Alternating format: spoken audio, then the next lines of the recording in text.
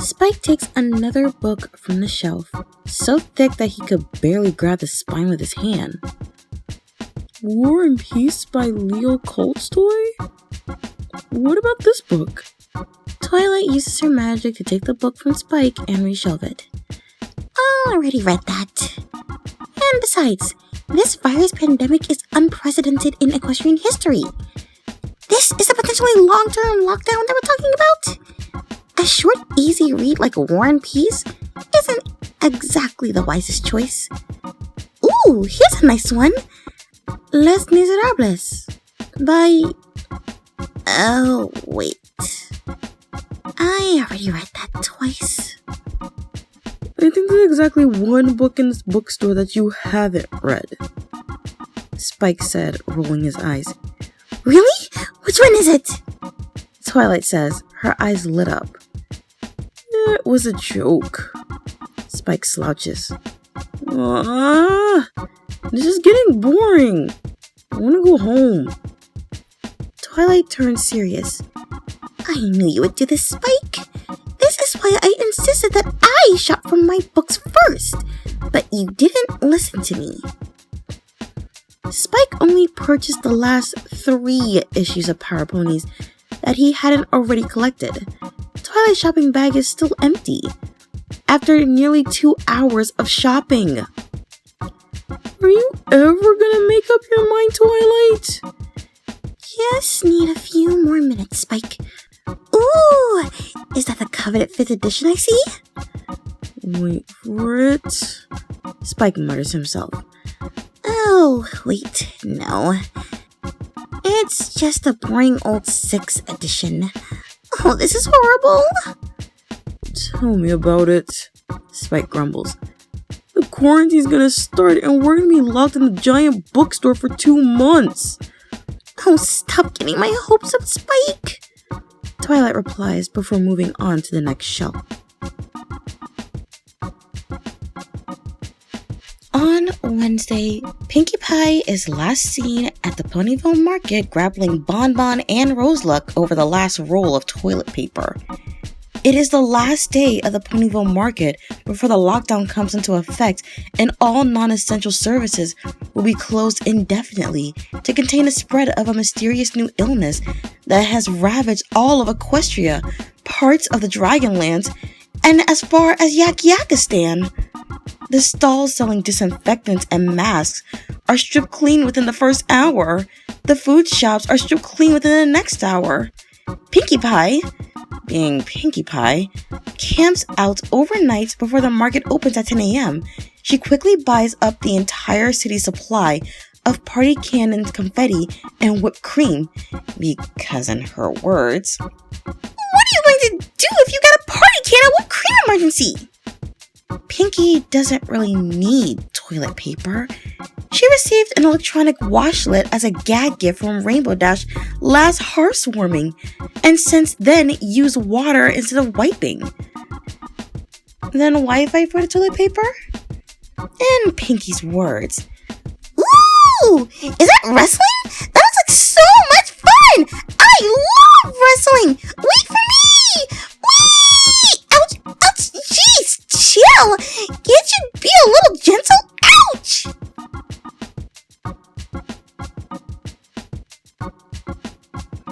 Inside Fluttershy's padlock shed is her secret stash of animal food. The animals also have to eat during the lockdown after all. And if there's nothing to eat, they eat each other. So Fluttershy must unfortunately go to the frenzy that is the Ponyville market to stock up. Thankfully, the stall selling animal food isn't completely sold out when Fluttershy arrives at noon.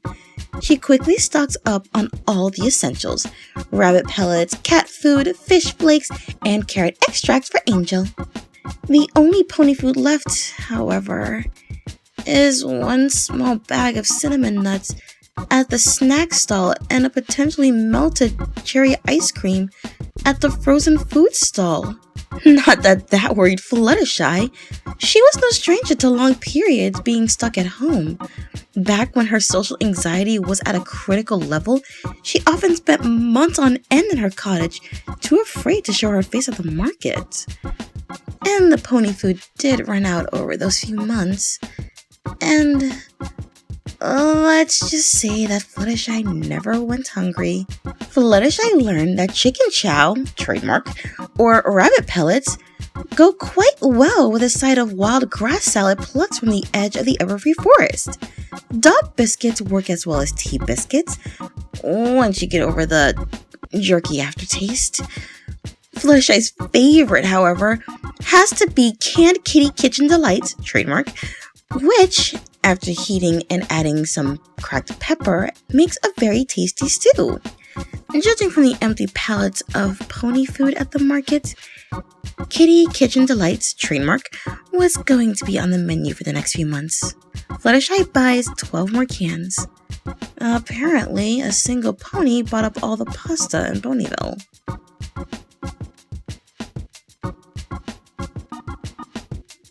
Rarity loves making spaghetti noodles.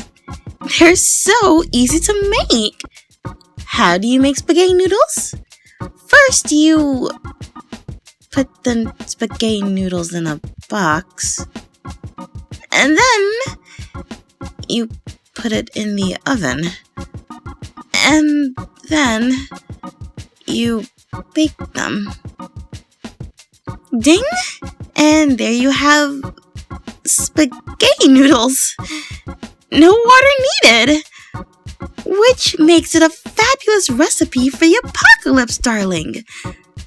What's that burning smell, though? It's coming from the oven. It smells like burning spaghetti noodles. Now you know where Sweetie Belle got her insane cooking skills from.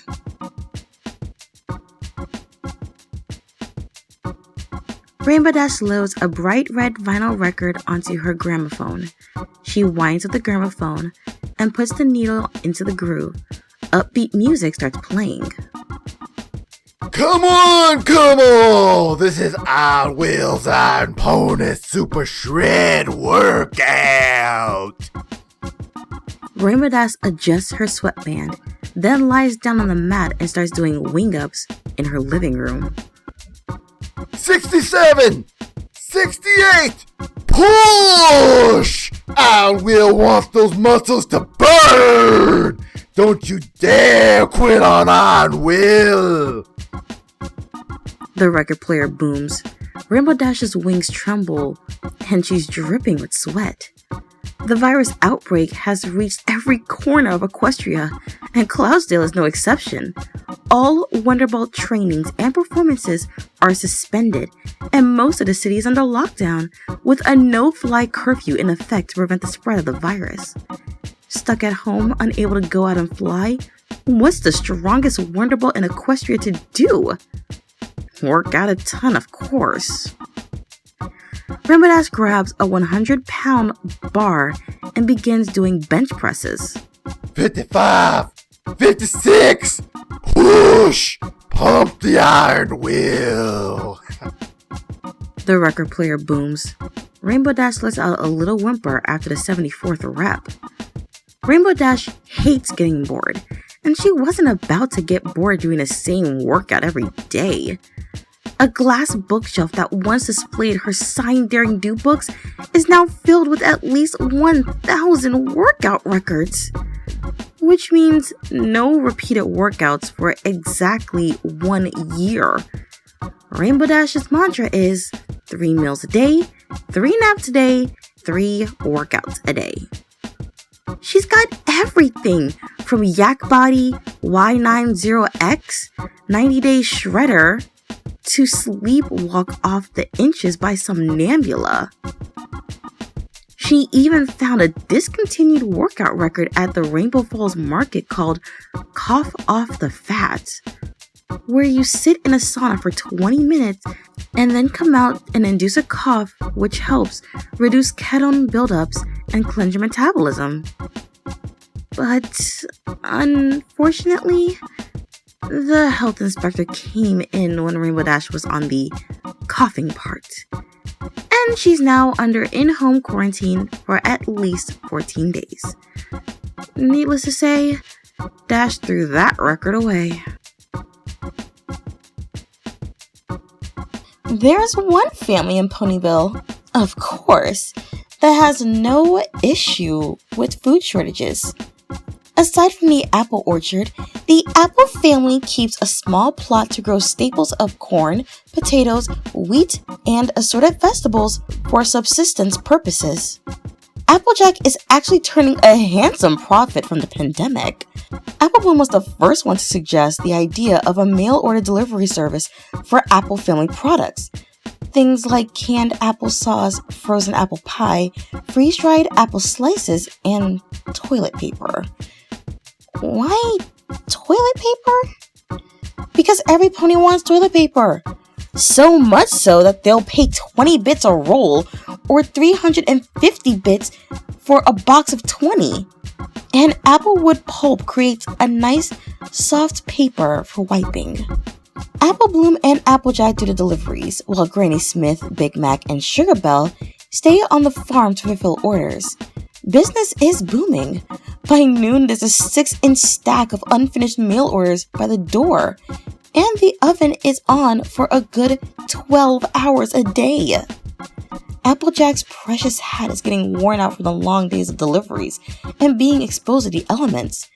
Many Pegasi in town have fallen ill, so the weather isn't as controlled as it ought to be. It's about time that she got that hat replaced. Not a chance of that, though. The hat shop is packed with other ponies, because they also sell face masks, which means the store is packed with panic buyers. And Applejack can't risk getting infected. Granny Smith is especially susceptible due to her age, and spreading it to her would surely spell disaster. Applejack already takes extra precautions during her deliveries. She washes her hooves after each delivery, she always wears a mask and hoof covers, and she never opens the door when she makes deliveries.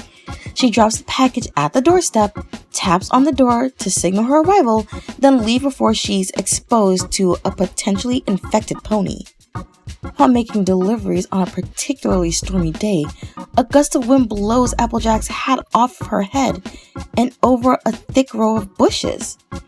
By the time Applejack climbs over the bushes and reaches the spot, an entrepreneurial young filly has cut up the tough leather hats into small squares with ear loops. The filly sits behind a makeshift stand with lemonade scribbled out with a crayon. Novelty face mask! Get your novelty face mask! Only 2 bits each! Applejack starts tearing up, but it is quickly burned off by her rage. Where the is that hat shop? Applejack drops her deliveries and makes a run for it.